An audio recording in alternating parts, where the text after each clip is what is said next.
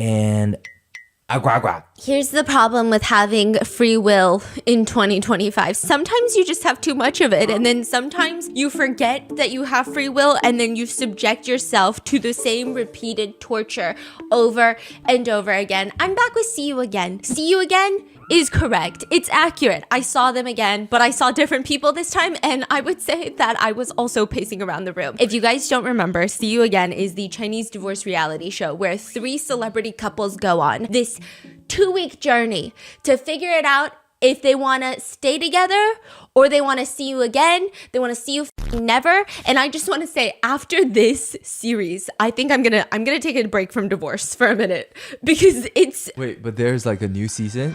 Oh my God, I know. I know, Tiffany won't stop talking about it. And also, like, the more that I watch this season, the more that I'm like, you know what, third couple that I used to call chill husband and wife, maybe you're not so fucking chill. Like, maybe you guys are also insane. So the first series that we did on this was from season 4, the same season. And it was a couple called Mai and Lee. Lee is a famous singer, and Mai is someone that I suspect might have escaped out of my worst nightmare. She honestly might have escaped from an asylum. She has somehow become a real life embodiment of my sleep paralysis demon. She has been haunting me since I started that series. I was pacing the room at how frustrating she was even to just watch, to survey, to watch with my eyeballs. Now here's the problem though. People say if you were to rank the individuals from season 4, from best to worst, Mai, the one that had me in cold sweats on my office desk, she would rank second to last. She's not even the worst. The worst goes to a guy named Yang Zhe. Yang Zhe, this is the man that gives life to the concept of selfishness. He is so pure that he has not been polluted by knowledge, by self-awareness, not even a little bit. And it is a shame that I have very strong Wi-Fi connection and very little self-control, because I would like to not witness this man's destruction. I wouldn't. I've got other things to do, but apparently not, because I've watched every second of it out of pure intellectual curiosity and nothing else. So for that, I shall bestow upon you the great pleasure of getting to know none other than the King of Dads, Professor Yang Zhe. King of Dads? That's what they call him. The King of Dads. Yeah, and spoiler alert, he's the worst dad I've ever seen in my life, okay? But he's dadding all the time, but not in a daddy way. He's the guy that gets caught FaceTiming another woman on a celebrity reality divorce show. I'm so frustrated. What do you mean? Like a lover? It like seems like it. It seems like it. I have to give you background on this guy, otherwise it's not going to make any sense. Yang Zhe, if you guys watched our acting show, this acting show was my only ray of light when we were in New York for the trial for like months, okay? The RM team and I would sit there and watch this acting show, and the one time that we would get frustrated, we'd have to fast forward some of Yang Zhe's parts because let me just describe. Okay, so the first opening scene of this acting show, the first episode, all of these newbie actors, because this is a different show. This is a different reality show we talked about that he was on, and this was my first time getting to know this motherfucker. And let me tell you, my displeasure. Okay, so I'm watching this show, and all of these newbie actors are coming in here, and you know what? This show was cursed from the get-go because there's another connection to Yu Menglong anyway. Cursed, okay? This season is cursed. So then he's on there, and everyone's supposed to be acting in like it's like an improv thing. But it's weird because you're like improving, but these judges just like walk around in real time. And there's an idol pretending to be a cat. There was couples fighting. It's like a performance city. And he decides, hey, what's like the best thing that I could probably do? What could I act out so naturally that it just like really hits home because I sell it so well? I'm going to sexually harass a woman on the street. That's Yang Zhe's great fucking idea. All the mentors are so uncomfortable. One of them is pulling her coat just like closer and closer to her neck, looking in disdain. Everyone feels uncomfortable. He was acting as a pervert?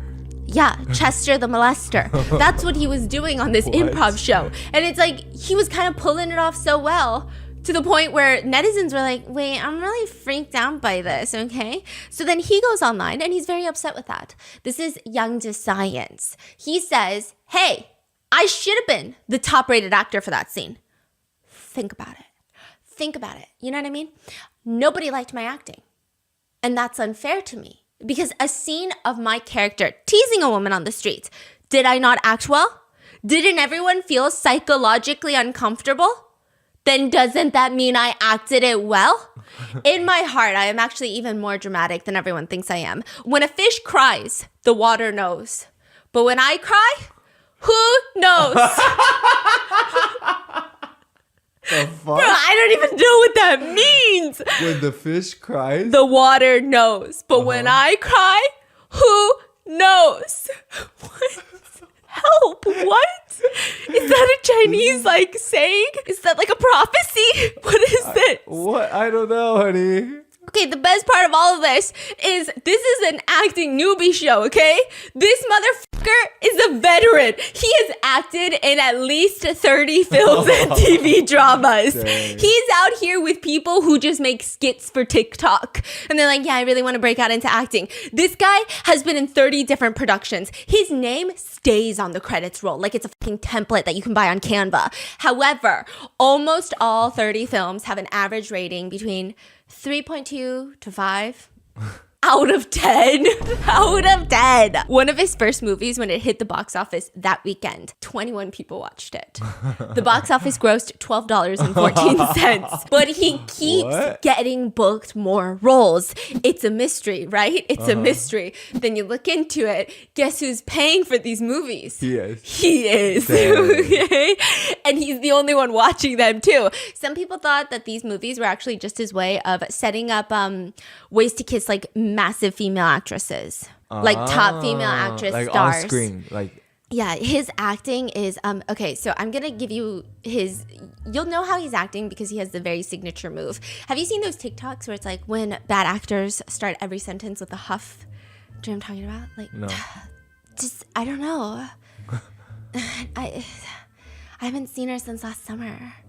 Do you know what I mean? Or they're like the ones who like fake a stutter, or the ones who shake their head nonstop. Okay, it's giving Kalel no. Kalel, no.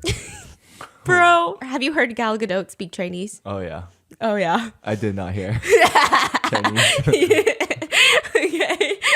Someone said her speaking Chinese sounds like Dothraki. The Game of Thrones made up language. Oh. Anyway, okay, nevertheless, Yang Ji also has his own signature style. It's 50% Botox. So all the Botox is on the left side of his face and he just like smirks the right side. Like, what did I say about that? Like just smirking the right side perpetually. Unsurprisingly, not successful. But he does end up finding love with a massive female actress by the name of Eva Huang. Eva Huang was one of the top female actresses in China. She's very talented. And before anybody accuses her of being a gold digger for only falling in love with Yang Ji for his money, she's actually pretty wealthy. Okay, maybe not as rich, but her parents are from academia. She's a very strong person. Even in interviews back from 2004, this is like the height of people wanting soft girls. She straight up says, I have my own theories and views in life, and I'm pretty stubborn. Like, it's very difficult to convince me otherwise. But everything kind of goes out from under when she has to get out of a contract with her agency. It's $1 million to break that termination. She's 22. She's not getting booked roles because the agency is like, if you're not going to be with us, then we're not going to book you roles. You're not going to make any money. So you're going to be a sitting duck for the next like 10 years. And then no one will even remember you in 10 years and your career is effectively over. Well, guess who comes in and pays for the termination fee? Daddy Yang Zi. Daddy Yang Zi. Okay, so neither of them confirmed the dating early on. Eva keeps saying he's a good friend. Yang Zi keeps saying he's her manager. So Yang Zi is he's an Apple baby, Yeah. right? Is he family very, very wealthy or? Okay, when I was like researching it, they were like, God, his family's so wealthy, right? But then the way he leeches on Eva, I don't know. It makes me question, okay? Right, okay. So at this point, he's 30, she's 22, and he thinks the best way to debut their just romance is through the screen. So he funds a movie where both of them play the lead love interests.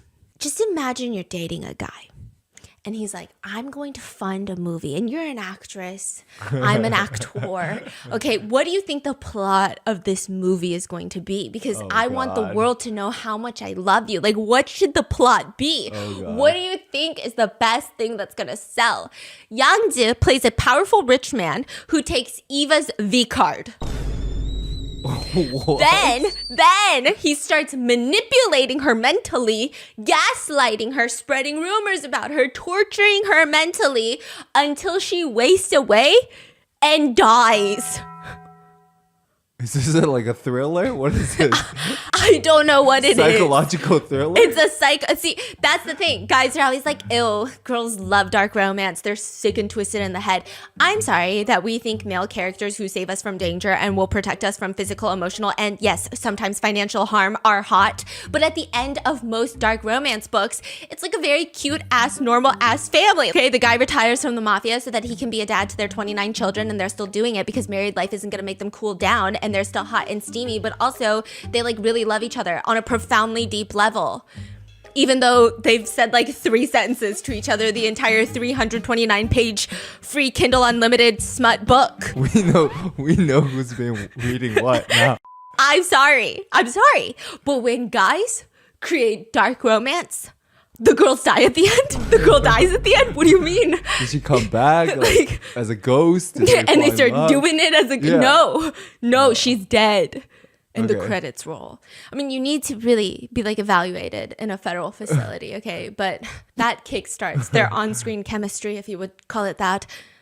I'm dogging on them, but I'm really just dogging on Yang-ji. He's funding it. I'm sure he's the one creating these storylines. Eva is a phenomenal actress, and he's just, I don't know what he is. Okay, their most famous work, though, is the fairy couple. There are 7 fairies in Chinese folklore. Yes. Also, I realized something has been happening to me recently, and I gotta chill. I gotta stop. But every time I think back on like all these like old Korean folk tales my parents used to tell me about when I was a kid. Now that I look back at it, I'm like, wait a minute. Okay, so basically this they recreated a movie of one of the fairies, the youngest fairy. The story goes like this. Main male lead, hardworking man, but has to work out of poverty to pay for his dad's funeral. Okay, not making a lot of money. Honestly, it's bad. 7th fairy from heaven sees this all play out on earth. She's watching, 8 billion people, and she's like, that one right there, he's not even hot. She's so touched that she descends from the skies, marries him in secret, and works selling her magic to give him the money so that he can repay his debts. I'm like, hello? Are you a pimp? What's happening right now, okay? But then her dad finds out, summons her back to heaven, so they have to break up. So basically, this guy just wins the lottery. Like, what part of this is romantic? It feels like forced labor. That's what it feels like. I'm kidding, but I have beef with Yang-ji, and I'm letting it taint my perception of everything. I feel like the original folktale is probably very romantic and very heartfelt and moving, but the way it plays out in this drama is like the most insane, gnarly shit I've seen. The way that he just leaves his mark on the entire script, he scripts it so that all the other 6 fairies, who's the sisters of this 7th fairy that he falls in love with, they're all jealous that the littlest sister gets to marry this random ass human.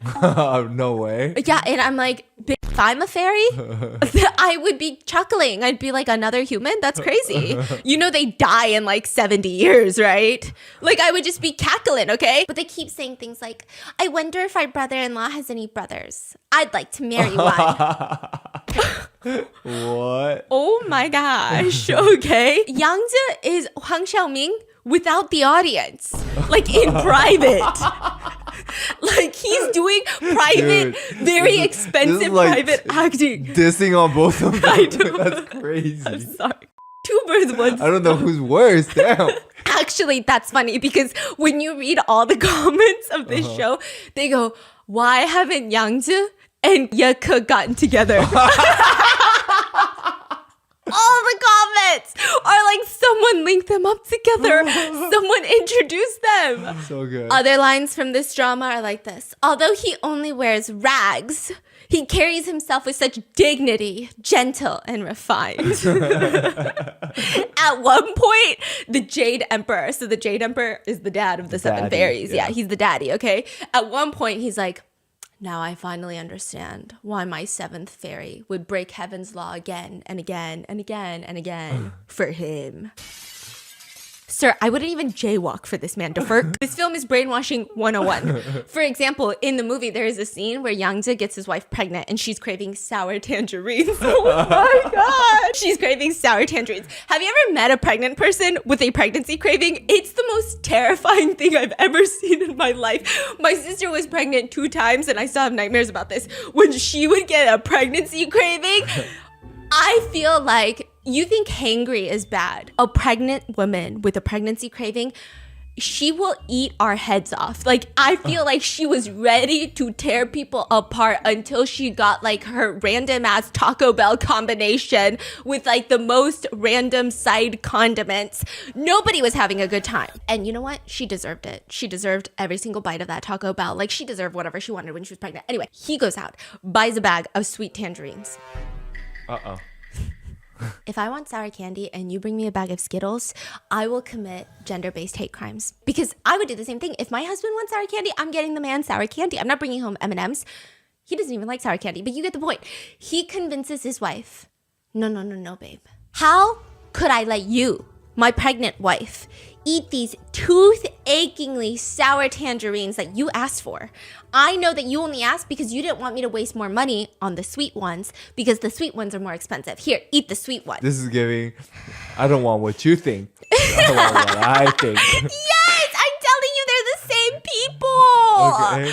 Okay? And then he would pace around his pregnant wife in the show and he would say things like, please let it be a son. Only then can the family line continue. Only then will I be worthy in front of ancestors. Oh, you know what I just realized? A lot of these romance books you read are all written by women. Oh, yeah. So these male leads, like these CEO or whatever, are written by women. Now, these drama, they're badass CEOs. Yes. But they're written by dudes. Yes. So it's just so cringy, right? It's so cringy. Okay, so I'm just telling you. I feel like if you need help in the dating sphere, as a straight guy, read some romance novels written by women. Read some smut. Yeah. You know, sometimes I'll lay in bed and he'll read me some smut out loud. And then he'll be like, what are you reading? But he doesn't judge. Okay, that's rule number 1. He also tells his wife that he likes when she's blushing, but he's too broke to buy her blush. I'm just saying, then you don't get blush. What? But he convinces her to drink wine because natural blush will bloom on her cheeks after a sip and she's pregnant. This whole thing is goofy. This whole thing is goofy. It prompts people to leave even goofier comments. One person writes about this drama and about Yangzi. This character not only has a shoehorn-shaped fucking face, but also an underbite. Whenever he talks, he slightly shakes his head like an elementary school student reciting a textbook. They're personally attacking his look, y'all. Yes. But you're gonna die. This is actually probably one of the nicer hate comments I've seen. Oh my God. Listen, when people attack my looks, and y'all, sometimes I see some of the really mean stuff you guys say, okay? I ignore it, but I see it and I feel it. Attacking the looks is like the least of the concerns.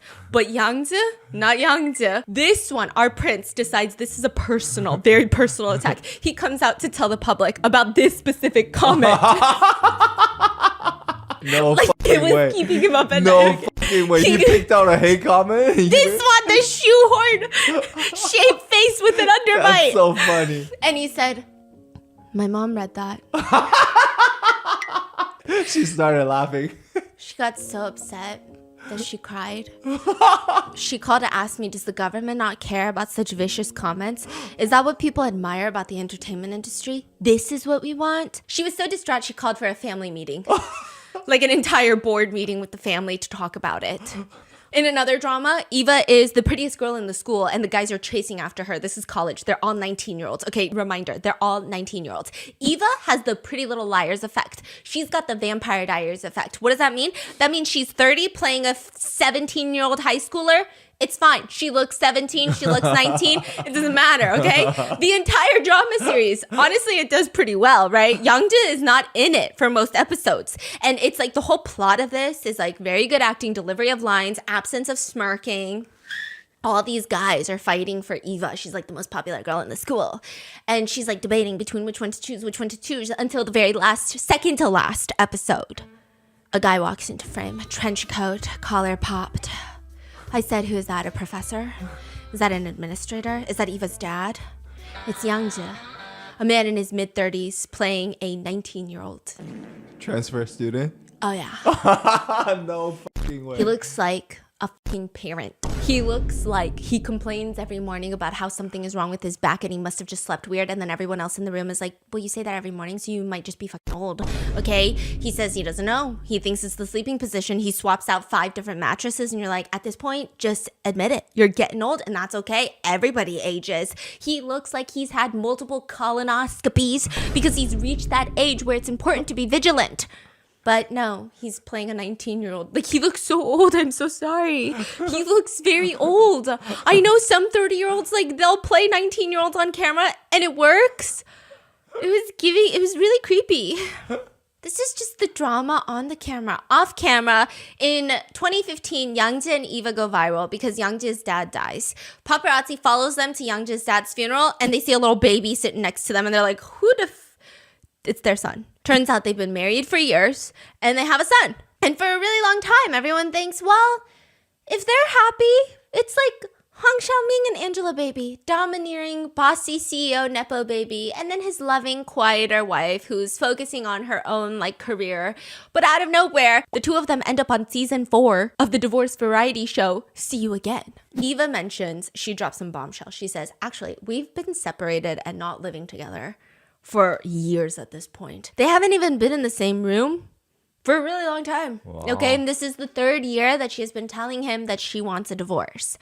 The producers, the very first episode, all the couples, they don't see each other. So they each get a house in the same compound, but they don't mingle. So they have no idea who else is there.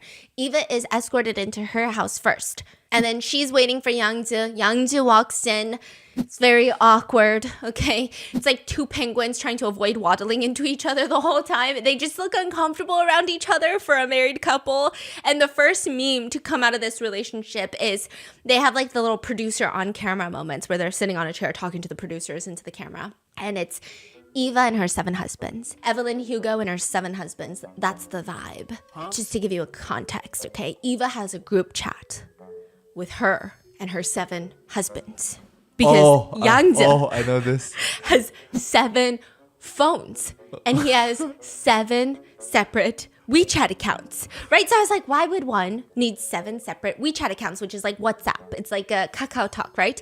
And because on WeChat, you can only have 1 number per WeChat account. Like you can only register 1 WeChat account for your 1 number, right? Yeah. And once you do that, you can only have 5,000 friends that you can add to your WeChat. That's 5,000 contacts. 5,000 contacts, and then you max out. Nobody ever maxes out. Nobody. 1 number, you don't max out. 5,000 people? What could you possibly be doing? 5,000 people. And he has 7 phones. Yes. 35,000 contacts. So he made a group chat with Eva and his 7 different WeChat accounts just in case he doesn't have the phone on him that she's trying to reach him. It's a group chat. Crazy. Netizens are cackling. They say whenever Eva sends him a message, all 7 of his phones light up. There really is no excuse for him to not reply to his wife. Another one comments, it's the fact that when you look at screenshots, Eva is not the admin of the account of the group chat. He made it? He made the group chat. But that also means that she can't tag everyone easily or something like that. They're just saying when you're not the admin of a group chat, it's like really annoying. So like there's just a lot of extra things Eva has to do every day. It's just, okay, so 7 phones, a group chat. He still never responds to Eva. He says, I get a few hundred messages every day. Every day. My personal principles in life is that I want every friend in my circle to feel like they can get a response from me. I don't want anyone to feel ignored. Except my wife. Yeah. I don't want anyone to hold resentment toward me. Except the mom of my kid. Yes. Because, you know, Eva, even if I upset her, I have chances to make her feel better and make it right. But with some friends, crazy. If I miss that one interaction, there might never be another interaction to repair the relationship. And you know what I'm thinking? What's wrong with this guy? I'm thinking that's not friendship. Yeah. That sounds like you're talking to girls. Guys don't care if you don't respond to their text message. Yeah. That's so weird. Where do you even add these amount of people? Like, does he just... anybody he runs into, like every person that he comes across, like, here's my WeChat. Oh, he's probably meeting people online. Oh. Ooh. Okay. So he's asked about the last thing that Eva posted onto her social media. He says, I have not even a clue. Not even one clue. He said he has so many friends, her posts never show up on his feed. Okay? But the infuriating part is Eva's telling the producers that one of the reasons that she wants a divorce is, and I feel like this is very sensitive for some people, but she says that she married Yangzi because he was a man that could lead and she felt safe. Like, she met him when she was very young and he was a leader in the relationship and she felt very secure to follow his instructions. And then he just starts abusing his power and being a full-blown idiot. He starts signing contracts for her without even thinking about her. So he's her agent and he would sign like 3 different acting roles at the same time without asking her, without consulting her schedule, without getting her permission. And at one point, because of the contractual obligations, she would sleep like 2 or 3 hours a day. That's it. For like a year. And people, all of her coworkers hated her because they thought that she was the one that was just money hungry. And she didn't really care for any project. She was just doing it for the money. I don't know what he's doing. Okay, I don't think this man has a job. And everyone was just blaming Eva for all of this. He's an asshole. He's just such an asshole. There is a clip of a reality show that both Yangzi and Eva were on where he says, I tell Eva all the time that most stars are uneducated. The earlier you become a star, the more uneducated you are. What does that mean? Like, he's trying to tell... He's saying celebrities, actresses, actors, they're dumb. He's saying that as he's trying to be an actor in the entertainment world. Okay. Sitting next to his wife, who is an actress, and you tell me who's dumb. The host asks Eva, he says you're uneducated. Aren't you angry? Eva doesn't say anything. Here's the thing about Eva. She is so calm and so collected. I don't understand. I don't understand how someone can be so poised all the time. Like, she never breaks. Never. High and she EQ, even, huh? and she never even looks that bothered. Every time Yangzi says some shit that makes me stop the video, I have to like pound my space bar. I have to walk 5 circles around the room. Eva the whole time is slightly smiling. I'm actually low-key convinced that she came on this dating show so that she could divorce Yangzi and he could not tell the world that it was her problem. Because now whatever he says, no one's believing him. No one's gonna believe him. The way, Do you think she's like emotionally checked out a long time ago? no, because she still cares about him. Oh, really? Yeah. Okay. Like, you think she's just like super high EQ? Yeah. That's fascinating. And so Yangzi responds for her. If you're truly uneducated, why would you be mad? Why would you be offended if I'm stating the obvious? So Eva is expressing all of her thoughts to the producers, and Yangzi tells them that he doesn't really know why Eva wants to get a divorce. He says, I think Eva has her grievances, even if they aren't true. She believes she has her grievances, and the whole thing is a little bit childish. He even describes the first impression he had of Eva when they first met. He believes that she's a brat. He said, yeah, my first impression was she's definitely pretty, but she's got like her own bratty charm. So remember how in the first episode of this marriage series, the first test is the marriage quiz. There's 3 couples. Each one has to answer questions, write their answers down on a piece of paper, like what's your favorite movie? Very basic knowledge stuff. And then they sit next to their partner in an armchair while the producers start asking them, hey, what's your partner's favorite movie? And they cross-reference the sheets. Remember Mai and Lee? They had the most points out of how well they know each other, but the whole time it just seemed like Mai wanted to prove that she had the most points and not really anything else. Like, she did not care about her husband. She was just like, did I win? Am I the best wife ever? Like, that was her, okay? And I thought that was bad. But I'm sitting here watching Yangzi and Eva. I don't think they have ever met before this show. I think this is their first date. They don't know their wedding anniversary. Both of them? Neither of them. Wow. You know, I laugh, I giggle, right? But then every time someone asks me for my wedding anniversary, I also stutter. Because I'm like, wait, I am married, right? So like, what do I tell them? Do I tell them the anniversary that we celebrate? Do I tell them the day that we legally got married? Or do I tell them the day that we had our wedding ceremony? Like, there are 3 different fucking dates. Yeah. And then I always just go, I don't know. And then they're like, oh. I'm pretty sure there are at least like 5 realtors that think we absolutely hate each other's guts. Like, there's just no way. Okay. So anyways, favorite color. favorite season. They're sitting here like this is the bar exam. They're stressing. They don't know.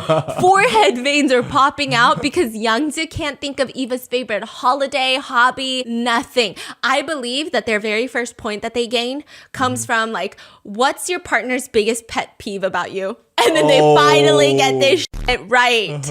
It's the fact that Eva hates that Youngju doesn't know the difference between day and night.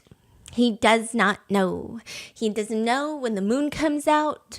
He will go to sleep at 10 in the morning and wake up at 3 p.m. Mind you, they have 2 children. So Eva will wake up with the children, get them ready for the day, hang out with them. He will be up way later and not be involved in their lives at all. But he says it's also kind of Eva's fault because if she really wanted to... No, I can't believe I'm saying these things out loud. If she really wanted to spend time with him, she could adapt to his schedule. Oh my god, this guy's on another level. When he finally does have time, I guess it would be her dinner, his breakfast. Eva says, we've actually never had a meal together when he wasn't on a call with someone from start to finish. Yeah, Youngja admits, fine, I'm rarely with the kids. That's a problem. I'm aware of it. I'm rarely with the kids? Yeah. He's like, I never see the kids. Damn. I get it. It's a problem. To which Eva is asked, what is Youngja the most afraid of losing? And she's sitting there with a big old smile on her face. And I'm like, girl, say it. Say it. Even Youngja is like, just say it. Say it. Say what's on your mind. His 7 phones. No. I mean, close, okay? But like, good, very good, easy answers. My wife. My kids. My da-da-da-da-da. You say Eva is smiling? Yeah. And that's when I'm just like, I just know she's got a lot to say, okay? This is a woman who could write 25 memoirs and I would eat it all up. So she says he is the most afraid of losing money. Youngja looks highly uncomfortable. And remember how there's like a panel? There's like reaction panels. Oh, yeah. Other celebrities. Other celebrities who are reacting. It's like a panel. I'm going to call them the panel. And it cuts to the panel. And they're like, she hit the nail on the head. Look at him. Look at him. Look at his body language. That's the right answer. That's the right answer. And he says, no. Wrong. Beep. Womp womp. Incorrect. So I'm like, okay, he's passionate. He's going to hit her with my biggest fear. Are you crazy? My biggest fear is that one of our beautiful children that have come into this earth, that have graced my presence and have changed my life and the fiber of my being, it's if one of them were to fall ill. He says, it's my eyes. Your what? My eyesight. If I lose my eyesight, it would be devastating because my favorite hobby is collecting antiques. So having eyesight is very important to me.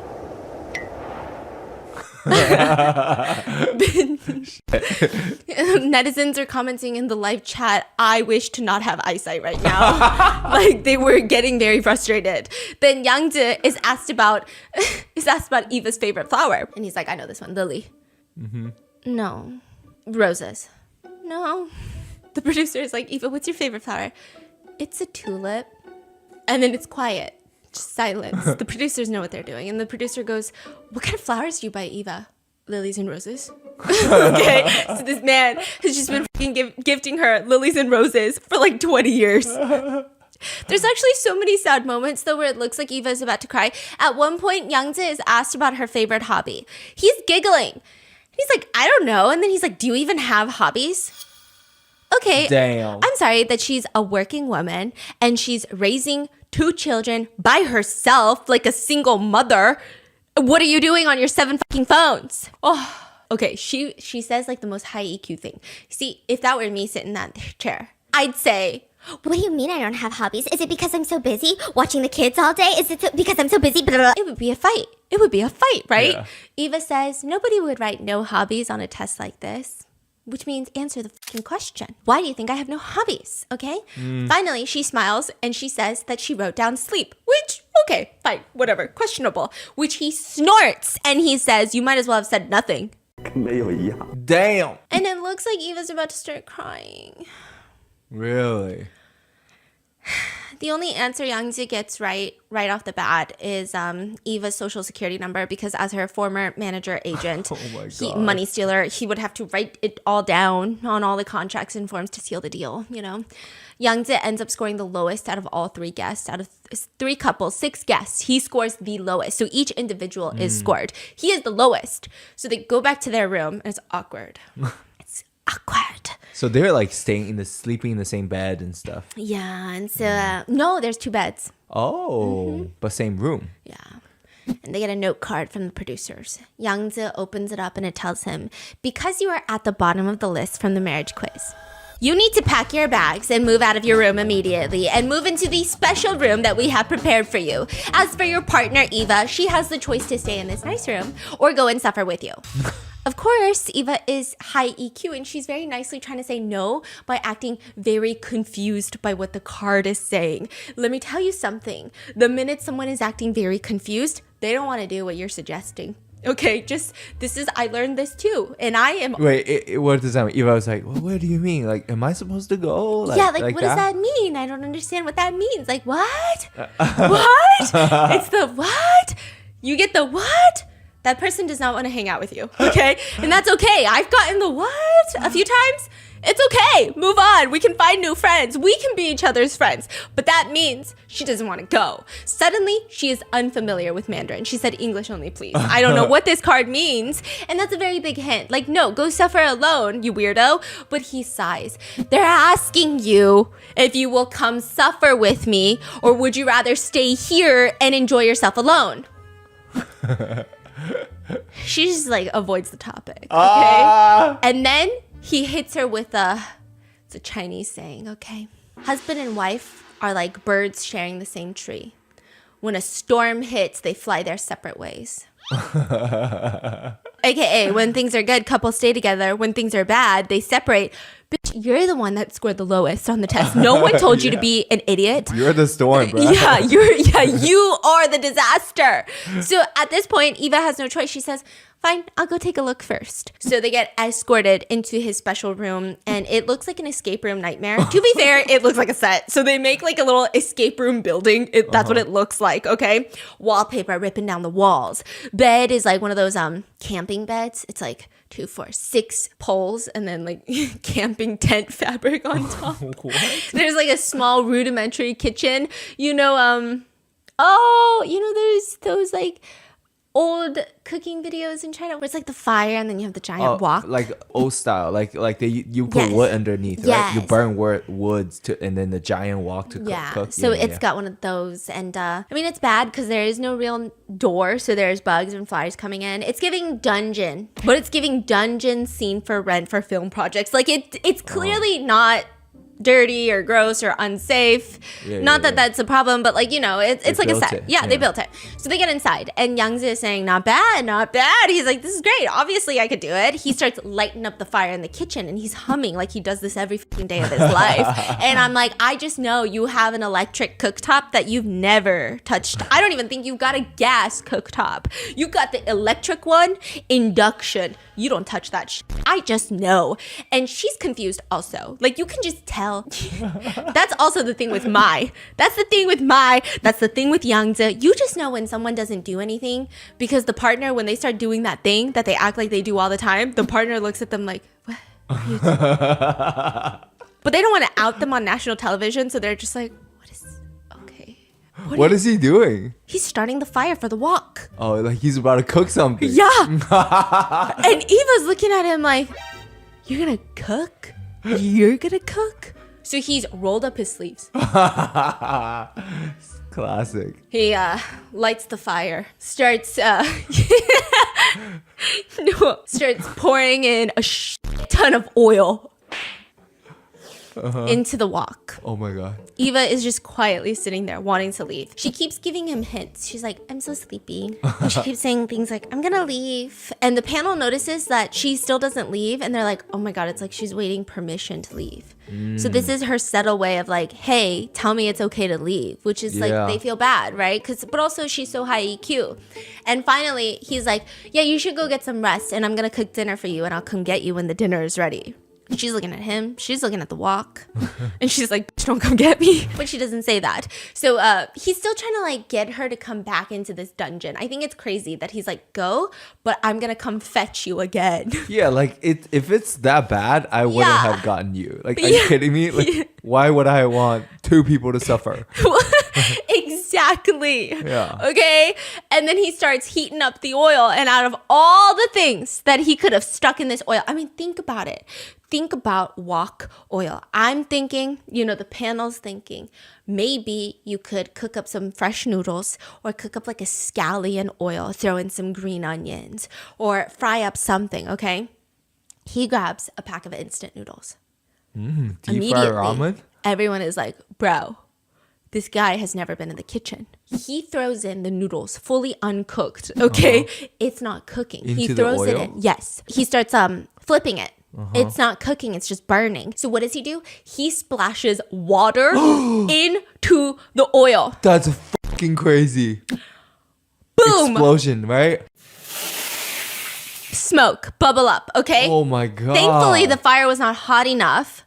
So the oil was not like super crazy. He thinks this is normal. He thinks like, sometimes when you go to those really nice restaurants and they have like the wok in the fire, he's like, oh yeah, I'm doing this shit, okay? So he keeps pouring more water. Oh my God. Flipping the ramen. Stressing me out. Right? Until finally, he takes it out, puts it on a dish. The camera zooms in. It's a hockey puck. It is a burnt circular charcoal disc. Disc. I said disc. So the entire room is filling with smoke. And he walks out and he breaks the fourth wall. He looks at the producers. He said, hey, anyone have food? And they say, no, you have to be responsible for your own dinner in the special room. Walks back in. It's getting smoggy in there, okay? He walks back out and he yells at them, how am I supposed to cook without a broom? 扫锅的那个，你知道吧？ A what? A broom? A broom to like move things around in the pot.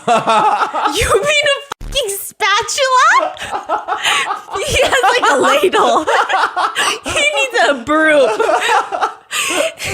Damn, he really has never. No, he says the reason the smoke is filling up because he cannot clean the pot with a broom. He walks in there. His body is 99% authority, 1% competency. It's a dangerous combination. He grabs a bowl of water and he starts using his ladle to scoop hot oil into the bowl of water. Oh my God. Naturally erupts into little bombs of smoke. Oh my God. Eventually, Oh my God. he's standing further and further away from the stove, but he keeps doing the same thing over and over again, but just at like a COVID social distance. Oh my God. Eventually, all of it's just on fire. The entire wok is on fire like a bonfire. He tries scooping up the literal flames into the bowl. No. One of the panel members, I don't know if they have a legal background or just anxiety, they just scream, children, don't try this at home. Okay? Yangzi is just calmly standing there, scooping more fire out. Scooping fire. You ever just like meet those people? Oh, I'm so sorry. I think I can be friends with most people. I think I can be friends with absolutely most people. There is maybe one type of friend I cannot be friends with. I thought you can be friends with Mai. I definitely can't be friends with her. Ooh, definitely not, okay? But there's another type of person I cannot be friends with. And this is like a little bit broader. And that's because I have severe anxiety. It's actually a me problem. It's not anybody else's problem but me. I actually wish I could live this life. But I'm talking about these people. These are fully able-bodied people. People that you know are able-bodied. This is a preface. I don't want to see any comments, okay? Please. These are fully able-bodied people. You know they are able-bodied people, okay? Yeah. They be fucking going bowling and playing pickleball, and they be running to go get all these other things, okay? But then you tell them something bad is happening. The dog just ran out of the house. You're like, run! There's always that one person who just like never runs. They've never rushed a day in their lives. They have no internal sense of urgency. Everyone else is like booking it and they're just like, okay. And they're grabbing a water. And they're like running with a cup of water. That's Yangzi. He's just calmly moving bonfire flames into smaller bowls, and his movements are so slow, and the fire is growing bigger and bigger and bigger, and the man is just standing there. And remember how the editors, they had to hire more editors for this season of the show, even though it's season 4, and everyone was joking it's because of because Mai was giving all the editors like heart problems, you know, so they had to like take breaks. Well, there's this one edit at the end of the episode from the outside of the house, and you just like see through the window Youngja just standing there while the fire gets bigger and bigger. And then it cuts to Mai and Lee, who are lovey-dovey outside watching fireworks. As if I don't know ball. I know ball. You think I'm falling for it? Okay. Seeing Mai's face, I was getting flashbacks. But they're trying to use it as juxtaposition, contrast. Of like, look at this crazy guy. Look at this completely normal couple. And I said, you think I don't know? You think I don't know? So I thought, that's the end of episode 1, right? Wrong. 10:30 p.m. Yangzi walks into the room where Eva is clearly knocked out onto the bed. She did her whole nighttime routine. She put on a face mask. She was reading the book Game Theory, which is about strategizing and predicting someone else's behavior so that you can improve your decision-making skills. She's reading that for... Really? Yes. The one that you were reading too? Yes. Everyone's giggling because nobody knows whether or not she's using this to talk to Yangzi or to avoid Yangzi. We don't know. And he definitely doesn't know either. He doesn't know a lot. He sees her sleeping. I mean, she might as well be drooling and snoring at this point. She looks like she's out cold. And here's what I think partners should do. I feel like you see your partner asleep, you're looking for ways to let them sleep a little more. Okay? Hey. This guy is crazy. Wake up, I made dinner. Let's go. The disc, okay?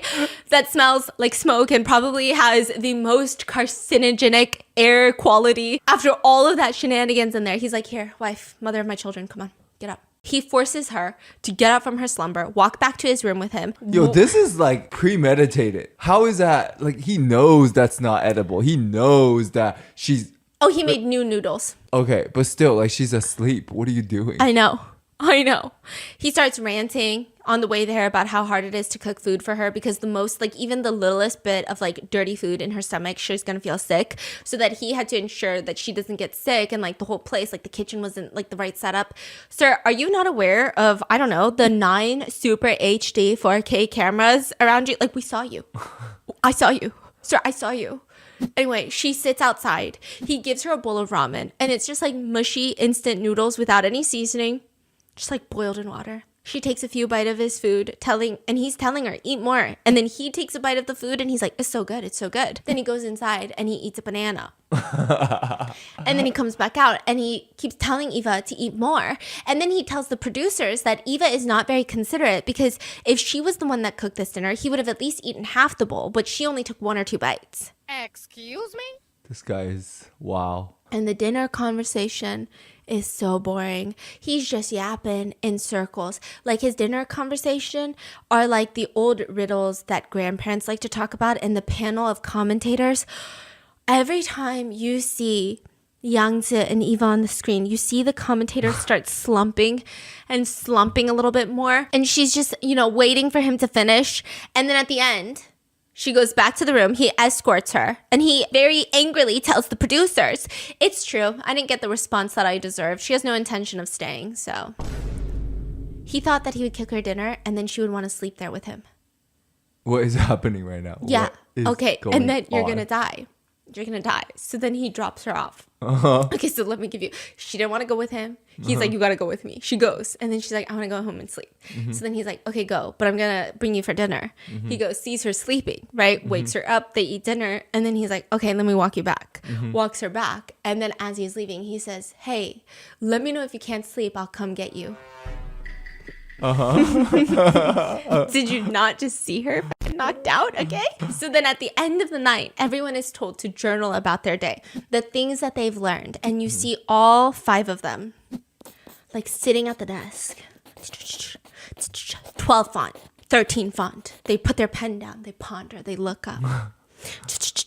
Some of them are getting so intense, like their head is becoming parallel with the table, like this, okay? Yangzi writes like a little 5-year-old in big childish letters. I don't know how to cook.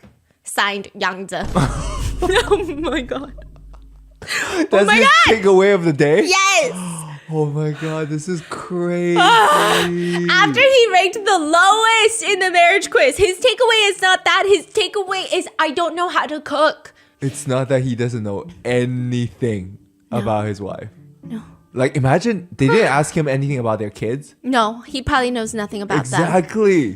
What's your kid's name? I don't know. Oh, yeah, exactly. When's their birthday? I don't know. How old are they? I don't know. Boy or girl? I don't know. Yeah. What do they look like? Not sure. Then everyone at the very end of the night, they get a card that reads, today, at the end of the day, do you still want a divorce? Check yes or no. Eva's card, not only did she check yes, but she writes underneath it, I didn't feel any changes. In my impression, he still reacts the way he normally does. Eva, after day one, is like, oh, I still want a divorce. Okay. So Yangzi, after all of this, ranked the lowest, waking up his wife, being just a literal demon to everybody, yelling at the producers, berating them for not giving him a broom for his walk. Burning down the whole place. Yeah, burning down the place. Arson. Arsonist in the making. You know, both the yes and no boxes are scribbled over and over until he finally is like, actually, it's a no. And then he writes in big letters, 20 years for the first time, I didn't touch my cell phone. Regular schedule for sleep. I realized that leaving my phone is not so bad. I'm sorry, what does this have to do with your fucking phone? We're not here to talk about your screen time. Everyone's phones were confiscated in the beginning, right? Mm-hmm. But maybe we are here to talk about his screen time because the lights turn off. He gets into his little camper bed with the fire still going, which feels like a hazard. But after laying his head on the pillow for 0.2 seconds, he gets up, reaches into his pocket suspiciously. He walks over to the bathroom area where there are no cameras. I'm expecting he's peeing, right? All of a sudden, you hear a ringtone go off. He had turned on his phone and instantly it was on loud and something's going off. And first of all, phones are confiscated. I don't know how he got his little grubby hands on a phone. It might have been he told the producers he only has 6 phones, right? The producers are not playing games. They immediately run over. Give me your mobile phone. Youngjae is scrambling. He's like, wait, hold on. It's my power bank. What are you talking about? It's not my phone. It's his power bank? Yeah. That makes ringtone? Yeah. Are you sure? Really? I don't have a phone. Okay, then just give up your power bank if you don't have your phone, right? Yeah. What are you doing? Charging your audacity? The producers decide to believe him. 5 minutes later, he comes out of the bathroom. Uh-huh. You know how you can like tuck your phone into your waist pant? Like just like the pants part, not your pocket. Well, he does it screen facing outward and he's wearing a thin white shirt and the screen is still on. So you just see a rectangular glow in the dark, just like bright screen. Like just through his shirt. Through his shirt. You can see his phone screen. He doesn't see it. Okay. What do you mean? Exactly. Okay, then he goes back from the bathroom into the room. He hides it in a glove in the kitchen. Producers walk in and they're trying to look for the contraband. They're trying to look for the phone. Youngzi walks over acting like he's about to put more wood into the fire, so he puts on the glove with the phone in the glove. And the producer realizes the phone is in the glove. And the producer is like so taken aback by Youngzi's blatant stupidity that he just like laughs in his face. Like he genuinely doesn't know how to call him out on something so clearly obvious. So he's just looking at him, looking at his glove, looking back at him, looking at his glove. And they're trying so hard not to laugh.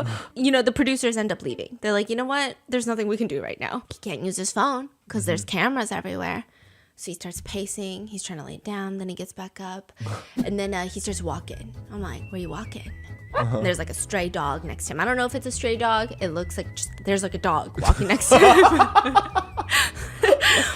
And there, I mean, it's got to be somebody's dog. We got to know this dog. I don't know. So then they get to the place that they were going. Hey, wake up. Oh my God, he went to his wife? Eva wakes up and she's like, what's wrong? It's 3:30 in the morning. And he was like, this guy is crazy. Got 8 cameras in me in that little place. I don't know what to do. I got nothing to do. And she's like, what?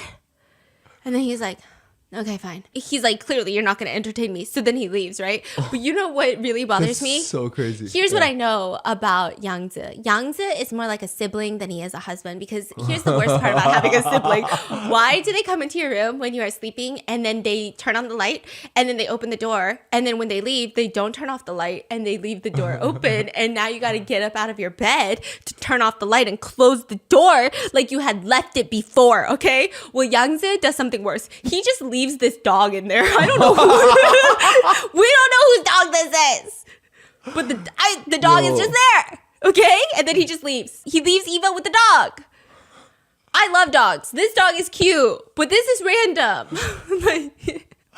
I don't know. Woke up with a new dog. Yeah. No, he goes back to his room and he starts covering up all the cameras with boxes. And he way. Yeah, he thinks he's covered them all. And he's laughing. He whips out his phone and the phone is blurred. Oh. But he's like showing someone on the phone all the cameras that have been covered. Okay, it's blurred, but afterwards, after it airs, netizens were able to get a different angle from one of the other cameras, like a B cam that was uploaded. He's FaceTiming a woman with long hair wearing a V-neck. Dude, he is crazy. He's on a TV show. And he's like giggling. And then he immediately, he's like showing all the cameras. And then he pans his phone.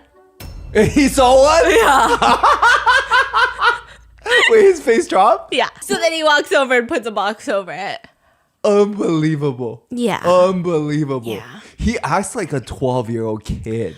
But he wants you to treat him like he is a 500-year-old ancestral wise fairy being. I don't know. Fairy bean. Like a bean. Like a bean. He wants you to treat him like he has all of the ancient wisdom of the great Chinese philosophers all up in his dome, but all he has is radio silence. He is the epitome of brain rot. This guy has the competency and the intelligence of a brick wall, but he wants you to treat him. I was just listing off a bunch of smart people, and I feel like a lot of them could be controversial. You know, I'm like, wait, I don't know about their personal lives, actually. So I'm not going to list any of them. Just insert very smart person, okay? Very smart, very powerful person. This guy just doesn't give a flying fuck. At the end of this, he doesn't go to sleep until 6:30 in the morning, and the next day he cannot wake up on time. The program staff have to keep going to wake him up like an alarm clock, as if they're waking up a kid to go to high school. The next day, the three couples are going to be formally introduced to each other, but they're all driving in separate cars. So Mai and Lee are going to drive to the next location, and then that's where all the couples are going to meet. And then I'm having war flashbacks. And then the chill husband, the chill wife are going to drive, and Yangzi and Eva are going to drive. We're still on episode 1? Yeah. So Yangzi, he gets up late. They're the last couple to leave. Eva's waiting on him. And finally, he takes a shower, takes all of his damn time, getting his hair gel in.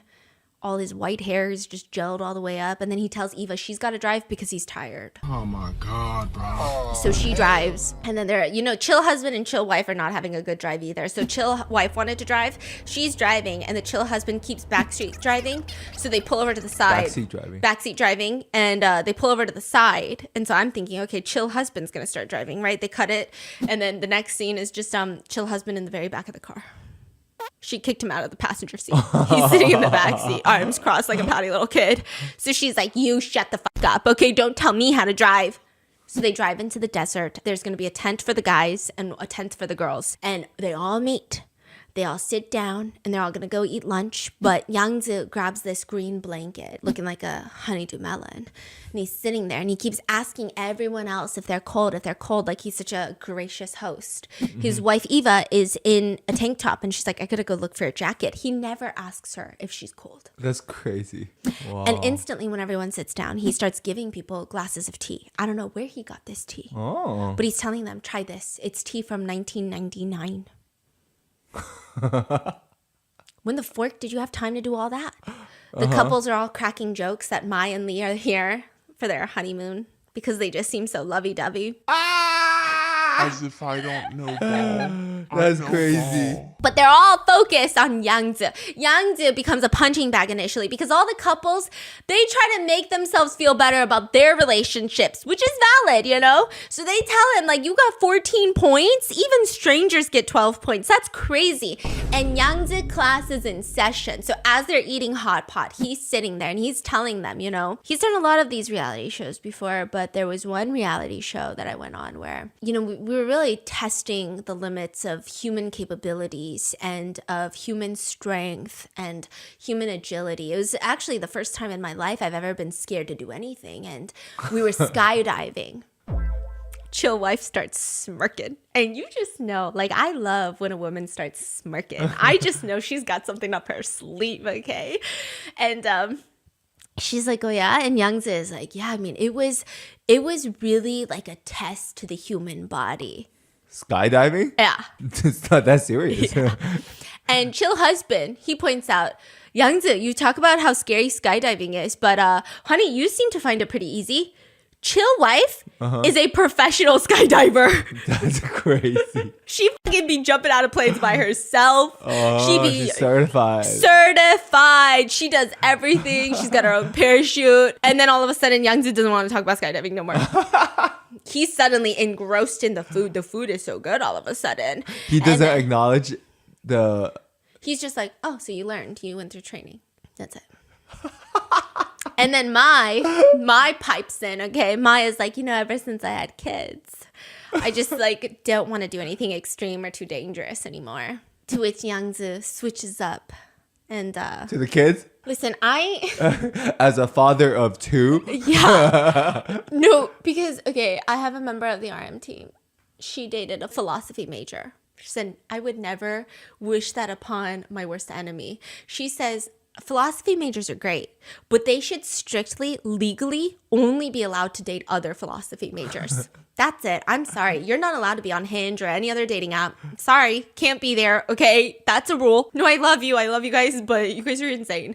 But he is worse than that. He decides we all tell ourselves excuses. Look at Mai, for example. Telling herself that it's because of the kids that I can't do this, I won't do that. But did you know in all the languages in the world, the most repeated word is I, me. We live in an egocentric world. What the fuck? Talking right now. Youngzi! That's fucking crazy. Yes! To which the chill husband says sarcastically, and I don't know, like this chill husband, I think I named him wrong. He has no chill. The no chill husband. Yes, no chill husband. Sarcastically says, nobody knows more than Youngzi. 有懂王. And you can see his smirking. You can see his wife is like, that's a good one. Like his wife is suddenly attracted to him again. And everyone picks An enemy of an enemy. He is my friend. It's my lover.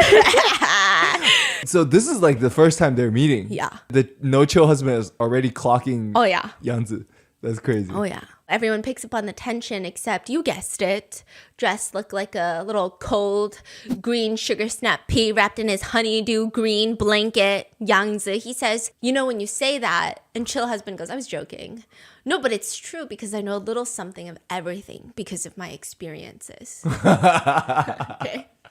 He instantly starts name dropping how his experiences include working for his family factories at Julie Group, literally just name dropping his Nepo baby status. He says that after he traveled the world to study the distribution of Asian artifacts, and Eva is sitting there staring off into the distance. At this point, they're in the desert, and I think she's trying to see if the earth is flat. Okay, sometimes she's looking down at her nails, smiling. I'm like, she's not enraged. He's just droning on and on and on. At one point, the panel who's watching this, they're confused. One of them asks each other, wait, did somebody ask him about this? No, this was all voluntary. Chill wife asks Youngzi a question. You seem like you're really good at everything. She's setting him up. She's so good. Like, you're so good at collecting history. I mean, you've had so much experience. It sounds like you're really skilled across different industries, and you've done quite well at everything you've tried. And Youngzi, he does the the frown and the no. It's like the humble, no, you're doing too much. Oh, don't give me that attention. Oh, you're too kind. Oh, don't say that about me. And then chill wife hits him with a smirk. And you know a lot of things, but how come you ranked last in the marriage quiz? Shots fired. And what did he say? I don't understand. I need you to decode it, okay? Okay. In the boundless universe. No, that's his next line. In the boundless universe, when there's a problem, there's a solution. It's hard to cure yourself. We've seen 8 immortals cross the sea. What the fuck? At this point, all the netizens are commenting, good thing chill wife and chill husband are wearing sunglasses because you just know that they're rolling their eyes. He starts going on a folklore tangent and everyone zones out. It looks like With every vowel this guy speaks, the soul leaves Ava's body a little more and more, and she just starts zoning out more and more. And then eventually they go around the table talking about why they're on the show. Yangzi says, actually, Eva and I have broken up a few times, you know. Back in 2022, there were rumors that we were separated, and that was true. He says the biggest problem that they have is that he just doesn't go home ever. I don't know if that's the biggest. Yeah, but also, like, if my husband isn't coming home, I'm kickstarting my squatters' rights. You don't live here anymore. This is no longer your home. It is mine. What do you mean? Are you the UPS man? You can't just stop by here and there. And then he complains as if it's not his fault. Eva is too regular. She goes to sleep every day at 10 p.m. I'm much more spontaneous. I get up sometimes at 3 in the morning. Sometimes I go to sleep at 10 in the morning. This guy's... And then he mentions, of course, sometimes they start fighting and he doesn't go home after that. And then it just became like a routine. And he just, like, the way he says it, though, there's no shame. I know. There's no, like, I f***ed up. It's just like, of course, you should understand, right? Yeah. Not a single time does Eva interrupt. She just sits there sighing and looking like she's finding this half comical. Eventually, everyone is like, Eva, what are your thoughts? And she says, I mean, clearly there's too many problems to name. It's not just sleep. Even for the kids, he doesn't care about the kids, and you can't really make someone care. To which No Chill Husband is so blunt. I think Yangzi is plotting his death, okay? He says, you know, you're a man. Stop acting like a weirdo. 我觉得这个节目，我可能对那个黄圣依下这个决心来是比较艰难的。你大老爷们儿，你就不要在这矫情了。 Whoa! He's basically like, be a man, like, man up. Wait, who said this? No Chill Husband? Yeah, to Yangzi. Be a man? Yeah, like, take care of your kids, take care of your wife. What's wrong with you? On top of that, everyone has seen his live streams. Let me tell you about Yangzi's live streams. Yangzi's live streams send my brain into an orbit. He does these live streams where he brings on business owners. Okay, so let's say you have a small paper towel company, And a it's local. on like Douyin, right? Mm-hmm. It's basically he goes on live stream on TikTok. Yeah, and to sell TikTok shop. TikTok okay, shop. And so he'll bring in a local mom and pop paper towel salesperson, and then he'll look at the paper towels. Okay, and this has been a thing. Everybody hates him, and he asks the owner of the company, "How much are you selling these paper towels for?" They're like $1 a roll, and then he's like, "Okay." He looks straight into the camera. If you guys order right now, I will give you these for 10 cents a roll. And every owner is like, no.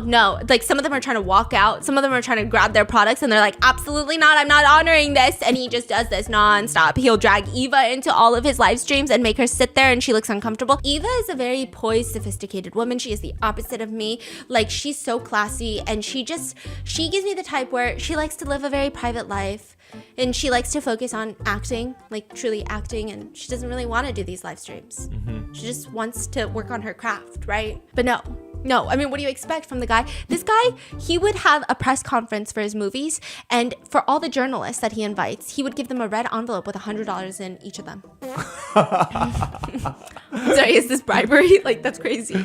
Yeah. And then netizens are commenting, you know what's crazy about Yangzi's live streams?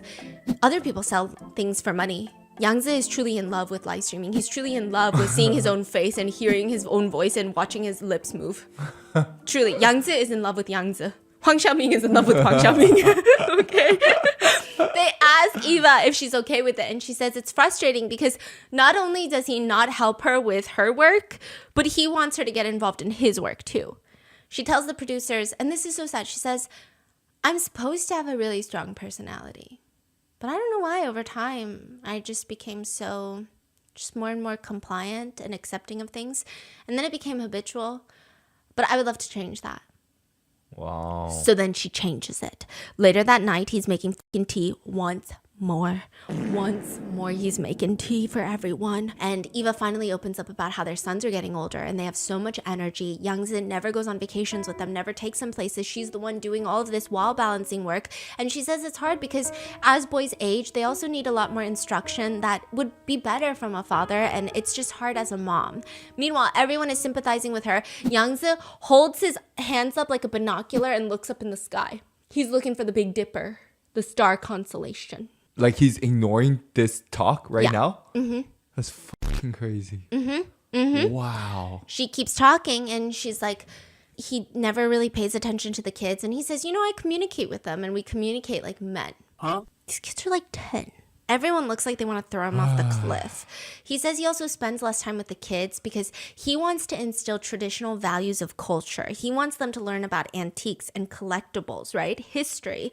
Meanwhile, Ava wants to take them skiing and golfing. Okay. And Eva is like, it's not like even I want to do that. They want to go skiing. They want to go golfing. So it's not like I want to go, but I'm going with them. And then he basically tells her, he does it in the scariest way ever. He sits back and he tells her, it's New Year. I was confused by this. I was like, what do you mean it's New Year, right? And so I was talking to Tiffany about it, and then she's saying, it's actually like terrifying. Like, that's really toxic. So when you say New Year, it's okay. So Chinese New Year, it wasn't New Year when they were filming, but Chinese New Year is huge in China where all the families get together and kids, even if they're being insane, parents will not yell at them. Parents will not like do anything to the kids because it's New Year. So they just say it's New Year, which means today I'm going to keep the festive mood, but tomorrow you're getting your ass beat. Bro, what is going on? I'd never heard of this before. Yeah, I never heard of it. Tiffany was saying like it's almost like a threat for parents. You know how in America it's like, okay, we'll talk when we get home. And then you do the eyes to your kid. It's like, you're going to get a lecture when we get home. Oh my God. But he said it's New Year. And then he says, well, what I think is every time I play with the kids, I hear a little voice in my heart saying, wouldn't it be great if they could learn about agriculture right now instead of just playing around? But I realize no matter what he learns, happiness comes first. And since his mother has raised him so well, then we shouldn't do too much. If both of us, I'm trying to teach him about history and culture and Ava's trying to, do golfing and skiing, he's going to end up with split personality. The chill husband is just generously blurting out what everyone is thinking. He just blurts out, well, just admit it. When it comes to raising your kids, you're falling short. Everyone else can see it, okay? 好不好？你就承认一下，确实是在孩子这块咱做的有欠缺。我真不是，都能看出来。嗨，好吧，对吧？好。Oh, yeah. Damn. Oh, yeah. One of the panel members says, this is the type of middle-aged Chinese man I hate the most. I just love that for her, okay? She's like, this is the type of guy you ask, hey, is that a tissue? Because you want to use the tissue. And that guy sits there and goes, well, in Chinese culture, back in the day, what would happen was, and then now you've got fucking snot running dangerously close to your upper lip, okay? You feel like you can't breathe through your nose, and you never got a fucking tissue, and you just wasted 15 minutes of your precious time. That's who Yangzi is. He wants to act like everybody's dad when he's not even a good dad to his own actual kids. The only aspect of life that this guy has mastered is the art of sleeping, and he doesn't even get that right. And then Yangzi goes on to whine about how it takes a lot for someone of his status to come to a show like this, which chill husband, genuinely no chill, okay? Genuinely, he hits back. Well, I think it's actually harder for your wife, Eva, to decide to come here because she's a huge celebrity. You don't need to be so pretentious. 我觉得这个节目，我可能对那个黄圣依下这个决心来是比较艰难的。你大老爷们儿，你就不要在这矫情了。Whoa, let's go. I don't think, to be fair, chill wife has said chill husband is doesn't really shower a lot. They fight about hygiene. So if he doesn't care about having cheese in his butt crack, what makes you think he cares about Yangzi's feelings? I'm just saying. Later that night. Damn, these are some crazy relationship scenarios that they're all living in. Oh, yeah. I want to know everyone's pick. If you have to pick one couple to be in. Oh, my God. One relationship to live with. Which one, right? That's crazy. So the no chill one's no showering and... Oh, they fight a lot, though. I'm sure. Oh, yeah. But they scream fight at each other. They're very vocal. Scream fight. Oh, I definitely cannot be in these relationships. Oh, my gosh. Honestly, I think I'd be Eva. Yeah, you're just checked out, right? Yeah, and then you go live your life, right? Yeah. Damn. So then he's talking about how Yangzi is before I even came on this show, I was thinking about maybe I'll just leave Eva. Chill husband again. Cuts him off. You've been writing on her popularity for years and you want to cut ties forever. You keep talking about how hard you work, how many friends you've met, how busy you are, how much you've expanded your world. But what have you ever given back to Eva? Honestly, in the eyes of the public, because, we're fans of her, she's a goddess. She's a movie star. And yet you drag her into live streaming with you. Do you think that she's actually happy doing that? 你总说你很努力，你见了多少朋友，你每天忙到几点，你拓宽了多少视野，那你有没有回馈生意呢？ Yangzi's face gets red and he says, work is work. It's not supposed to make you happy. And then chill husband hits back with, is that how Eva just ends up being convinced by you every time to go on a live stream? Damn! 有些人是因为喜爱而干的工作可能开心，但可能很多人，工作就是工作，他工作不是让你来开心的，工作不是让你来开心的。黄圣依是不是每次都被你这么一顿叭叭叭就给说服了？ And you know what Eva does? She's sitting there. Smirking? She's smiling. Ah! She's not even saying anything. And the chill wife is looking at chill husband like, you might get it tonight. Really? Yeah. Like, Oh, shit. she's like, yes, okay. Maybe showering is like optional. Maybe not showering is okay. We must all make concessions in life. Why must he shower? Maybe we should be considerate and pop on a K95 mask. What do you mean? For a few minutes, Yangzi is quiet because he's just been obliterated with a man whose butt crack probably hasn't seen a bar of soap in like 48 hours, okay?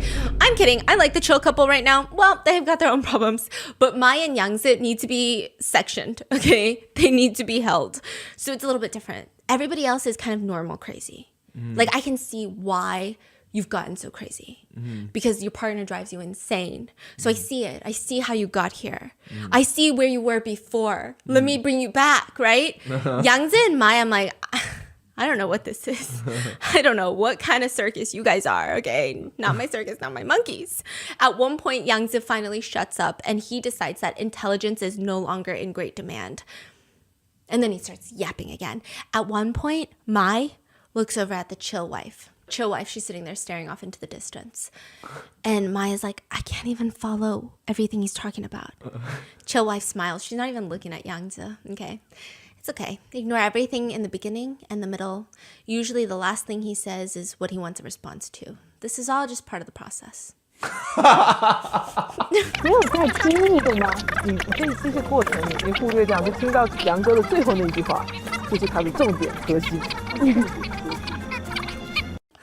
This is fucking hilarious.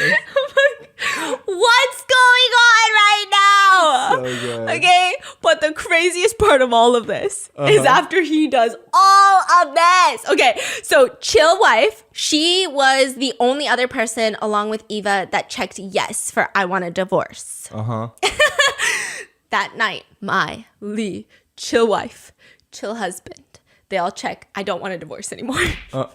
They all say after witnessing Yangzi, maybe my problems aren't that bad. Maybe I'm okay. Maybe life is okay. Perspective. The grass is greener. Maybe it's not. Maybe the grass is dead on the other side. Yeah. So they all check no. Eva goes and she checks yes again for the second night in the row. Yangzi, after terrorizing the fuck out of everybody, he confidently goes in and smack dab checks yes. He too wants a divorce now. And that is where I leave you with part 1 of Yangzi and Eva. This makes me so angry. I'm so sorry. I feel like my words were a lot more heated, targeted, angry. I feel I am a lot more... he's a different breed. No, and I don't even think my words are doing it justice because I usually try not to get heated for really anything. Any video, but wow, everything he touches, I want to burn down. He's making me want to commit crimes. Okay, so Wait, please, what episode are we at right now? like 1.5 1.5. out of like 12, Oh my god. and it gets worse.